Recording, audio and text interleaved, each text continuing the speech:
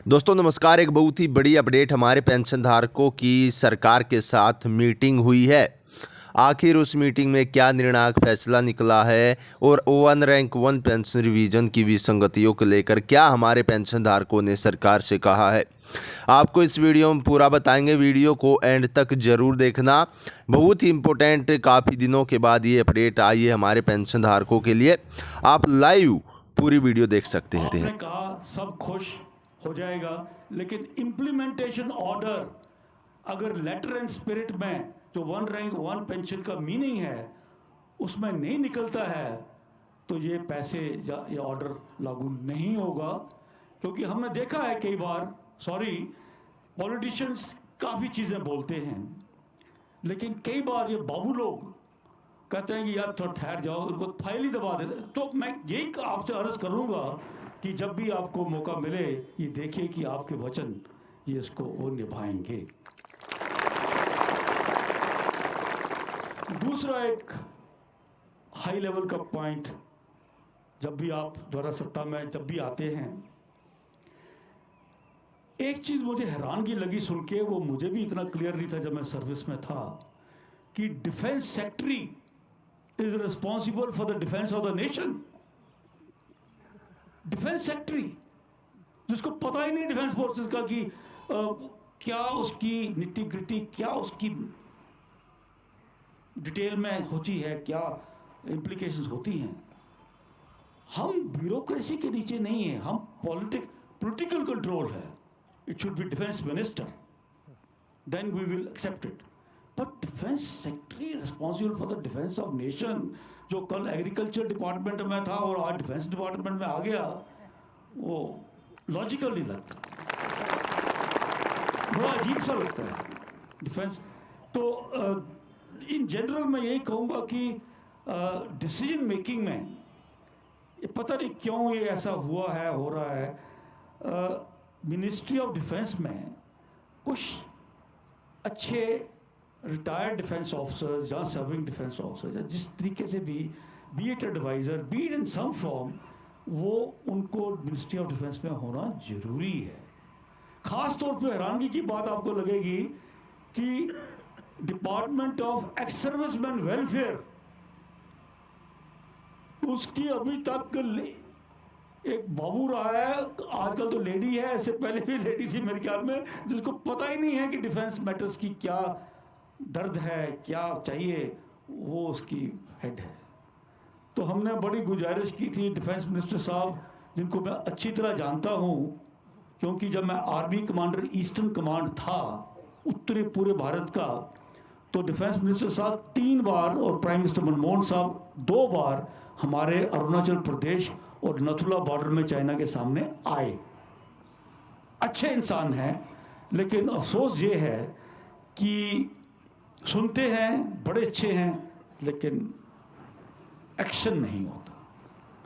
तो उनको भी कई बार एक्स सर्विसमैन वेलफेयर के चेयरमैन ने बताया है कि सर ये तो करो, कम से कम एक डिफेंस वाला तो इसमें एक्स सर्विसमैन वेलफेयर में तो रखो जो कुछ सही ढंग से एडवाइस करे, लेकिन अभी तक नहीं हुआ।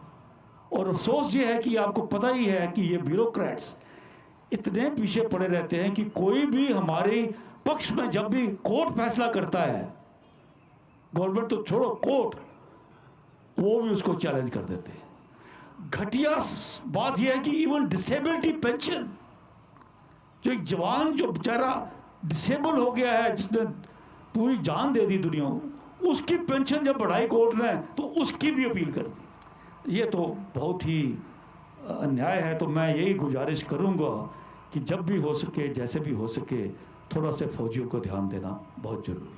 Thank you general Jamal sir. Mrs Raj Thapa, जो हमारी वीर नारी की जनरल सेक्रेटरी हैं हिमाचल प्रदेश की, राज थापा जी।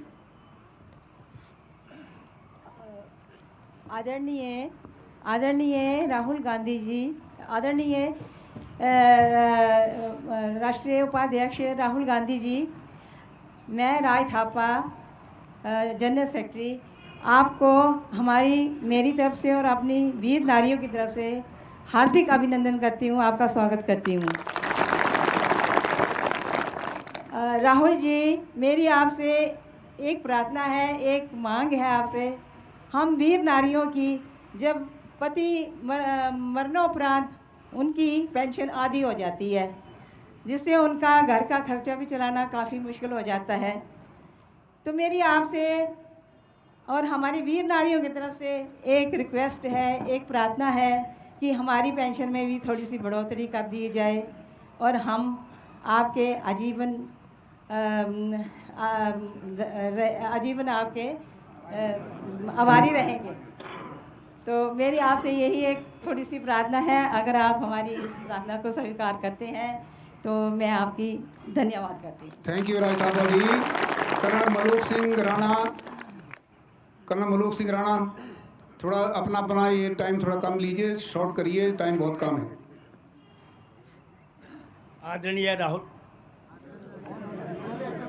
आदरणीय राहुल जी, मैं आपका हिमाचल देवभूमि में पहुंचने पर पूरे एक्शन उनकी तरफ से खुले दिल से स्वागत करता हूं। राहुल जी, फौज की कठिनाइयां तो जनरल जम्वाल साहब ने आपके पास रख दी। मेरी दो प्रार्थनाएं हैं राहुल जी आपसे। पहली प्रार्थना ये है कि 7वें वेतन आयोग में हमारा सदस्य होना चाहिए,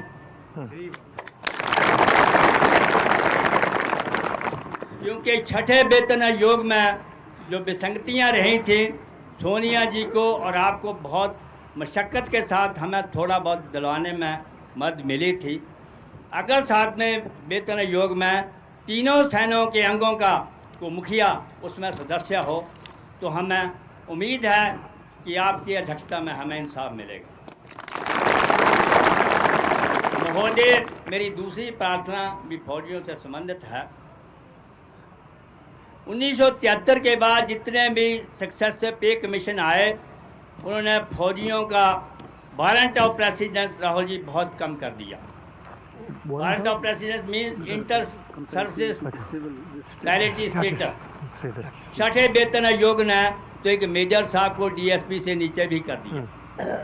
तो मेरी आपसे प्रार्थना ये है कि जो हमारे फौजियों के साथ जो सिविल में हमारी जो सीनियरिटी स्टेटस होता है, मुझे पूरी उम्मीद है कि आपके शासन में और आपकी अगुवाई में हमारा ये स्टेटस जो है हमें बहाल हो जाएगा। मैं आपका धन्यवाद करता हूँ। जय हिंद। Thank you colonel Maluk Singh Rana ji. अभी हमारे ब्रिजलाल धमान जी राहुल जी के बगल में बैठे हैं, लेकिन फिर भी वो पब्लिक के सामने बोलना चाहेंगे।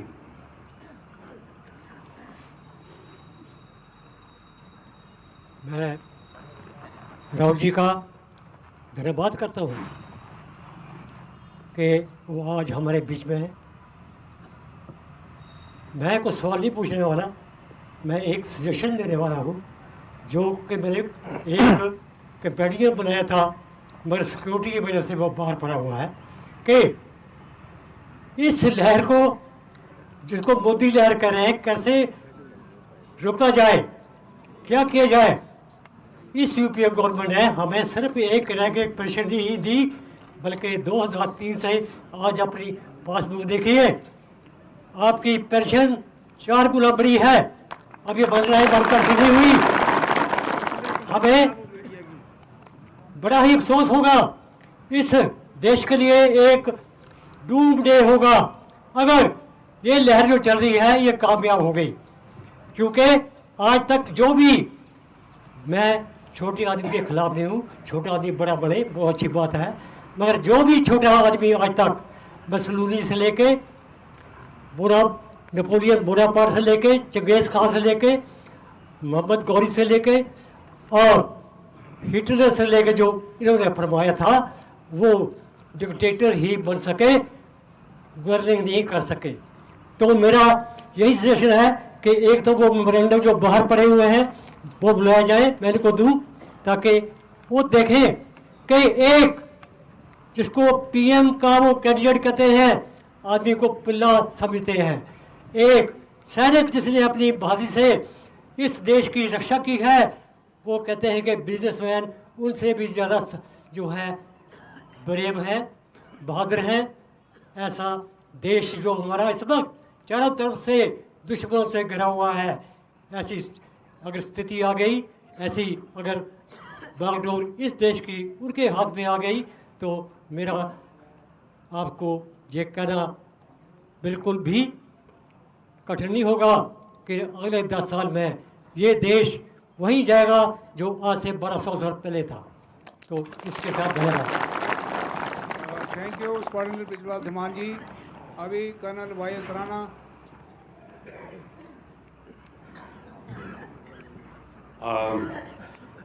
राहुल गांधी जी, मेरा आपको बहुत बहुत सलाम। मैं कर्नल YS राणा आपसे एक पॉइंट रखना चाहता हूं जो कि आपके सेंटर के लिए कंसर्न है। प्रदेश की तो तकलीफ़ें हमारे मुख्यमंत्री जी उनको हल करते रहते हैं।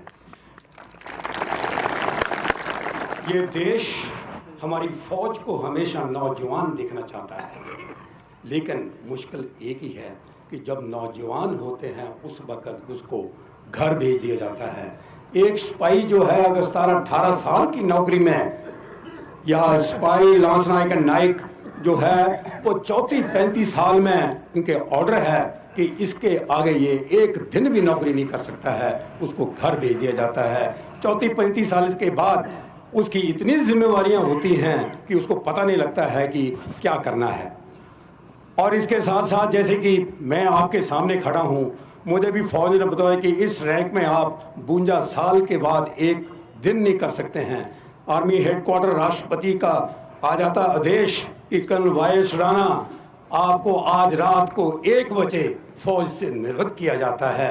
1 मिनट भी मैं नौकरी नहीं कर सकता हूं। उसके बाद मेरा आपसे आदेश है कि जब भी इस नौजवानी में उस फौज से एक जवान या किसी भी अधिकारी को भेजते हैं, उसको लेटरल एडजस्टमेंट के लिए आपको करना चाहते हैं, क्योंकि उनका नॉलेज, उनकी टेक्निक और उनका एक्सपीरियंस इतना होता है कि वो देश के लिए फ़ायदा होगा, like other in paramilitary forces. हमें आपका बहुत धन्यवादी, पूरा सेक्स सर्विसमैन आपके धन्यवादी रहेंगे। Thank you. Thank you colonel Rana ji, आपकी बहुत अच्छी सजेशन है। ये 6 पे कमीशन में पास हुआ था कि 10% जो हमारा एडजस्टमेंट है वो पैरामिलिट्री फोर्सेज में होगा, लेकिन मुश्किल कहाँ आती है, जो ब्यूरोक्रेसी है और पैरामिलिट्री फोर्सेज को नहीं मानते हैं। नहीं तो हमारे 10% फौजी अभी CRP, BSF या SSB में होते। इसके लिए बड़ा ध्यान देने की ज़रूरी है। अगर आप अपने लेवल पे इस काम को करेंगे तो हमारा जवान जो 35 और 46 साल में पेंशन आता है वो 58 ईयर्स के बाद आएगा और उसको दूसरी नौकरी ढूंढने की ज़रूरत नहीं पड़ेगी। अभी कर्नल SC शर्मा। दूसरे देशों में क्या होता है जो ये 35 साल की बात की? They retire sir, but they keep getting the pension pay till they retire. मगर उधर भी उनको मतलब हटा दिया जाता है, But most of them are पूरा पे मिलता है उनको। He keeps getting full pay till he attains the age of retirement. When he becomes 58 years of age, he starts getting pay, pension. But till 58, he'll keep getting the pay. मगर वो army में नहीं होता है। नहीं, because they want to maintain a young profile. मगर वो army छोड़ देता है, मगर तब भी उसको फुल पे मिलती है।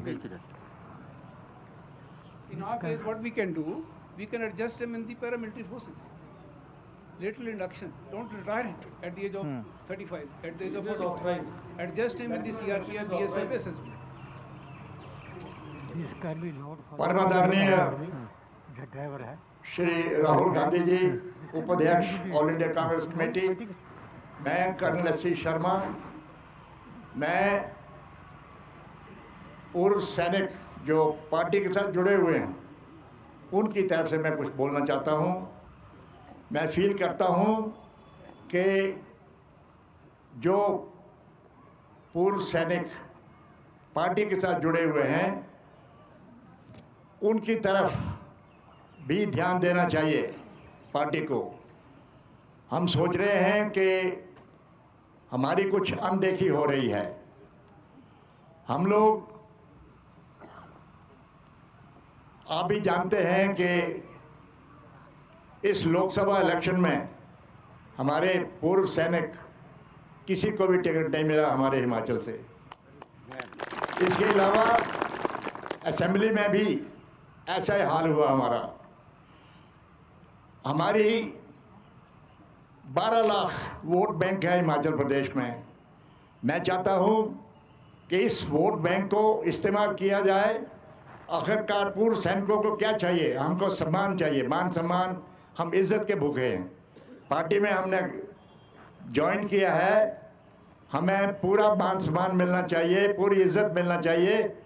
और हमारे पास बहुत एक्सपीरियंस है, हमारी यूटिलिटी करिए आप, बहुत फायदा होगा पार्टी को। हम डिसिप्लिन सोल्जर हैं, कमिटेड हैं, डेडिकेटेड हैं, लॉयल हैं, पैट्रियोटिक हैं। इसलिए मेरी आपसे गुजारिश है कि जो पूर्व सैनिक पार्टी के साथ जुड़े हुए हैं उनको भी तरजीह देना चाहिए, उनको इस्तेमाल करें हम, और उनका यूजफुलनेस जो पार्टी के लिए बहुत अच्छा रहेगा। धन्यवाद।